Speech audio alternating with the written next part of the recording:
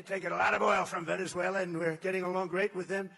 Billions and billions of barrels of oil is coming out of Venezuela. It's one of the most fertile places for oil in the world. And as you know, it was a 48-minute war, lasted 48 minutes.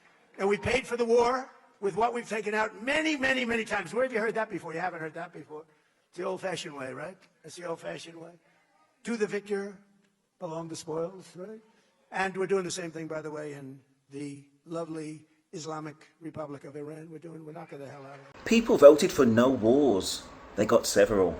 They voted for America first. They got something that looks a lot like Trump first. This isn't about American motivations for war with Iran. America has strategic interests, energy security concerns, regional stability goals. This is about one man's motivations and the pattern that keeps appearing whenever you follow the money. The argument isn't partisan, it's mathematical, and the numbers, once you lay them out, are difficult to look away from. So first I'm going to talk about the Iraq parallel. We've seen this movie before. Iraq was destroyed. American contractors got preferential deals on the oil and the rebuilding. The country was blown apart, and then the same hands that tore it down got paid to put it back together on terms very favourable to themselves. I'll draw a direct parallel between Iraq and what may eventually be the actual plan, quotes, for Iran. There's a critical difference this time. This isn't the historical America of declared interests and strategic policy.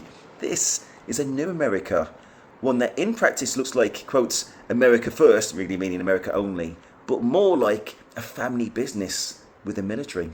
So next I'm going to talk about the Venezuela precedent. To understand what is happening with Iran, look at what has already happened with Venezuela.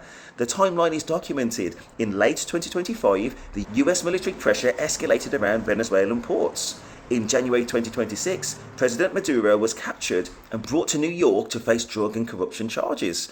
By February, general licenses were being issued to major energy companies, Chevron, Shell, BP, and significantly, India's Reliance Industries, allowing them to operate in Venezuela's oil sector, and the proceeds routed through US-controlled accounts. President Trump announced explicitly that the oil would be sold at the market price, and that the revenue would be, quotes, controlled by me as President of the United States of America. That is not a paraphrase. That is a direct quote from his social media post. The Cato Institute of PolitiFact has since examined the claim. The actual revenue figure, according to the Financial Times analysis from July 2026, is approximately $13 billion. Not the, quote, hundreds of billions Trump later claimed on Fox News. PolitiFact rated that latter claim as false, but the underlying fact remains. The United States took operational control of another nation's oil revenue stream, and the president framed it as his personal revenue stream to control. So next I'm going to talk about the family business. The Venezuela story has yet another layer, one that involves the president's son. In July 2026, ProPublica published an investigation revealing an indirect but highly scrutinized financial bridge. Donald Trump Jr. secretly acquired a stake in a Texas startup called America First Refining. Shortly after, Trump Jr. met with Anand Ambabi of Reliance Industries in November 2025. The Indian conglomerate made a 9-figure investment of at least $100 million into that same refinery startup. A spokesman for Donald Trump Jr. told ProPublica that he is a, quote, passive minority investor with no operational involvement. The White House, when asked, said there was, quote, no conflict of interest. Now, Reliance denied receiving any special treatment, stating that the investment was based solely on commercial considerations. But here is the sequence, documented and dated. Trump Jr. meets Ambabi in November 2025. In February 2026, the Trump administration grants Reliance a general license to purchase Venezuelan oil directly, something that Reliance had been blocked from doing under earlier sanctions. Simultaneously, the 25% punitive tax on Indian goods imposed specifically over India's purchases of Russian oil was removed. Congressional Democrats led by Senator Mark Warner scrutinized the deal as a conflict of interest. Surprise! More Trump family corruption. Donald Trump Jr. joins a company called America First Refinery. Snappy name, right? And then the massive Indian company Reliance makes major investments. And guess who comes out on top? Not customers, not Americans, the Trump family. Don't they realize at some point this is the government trust? It's not their plaything. It's not their tax money.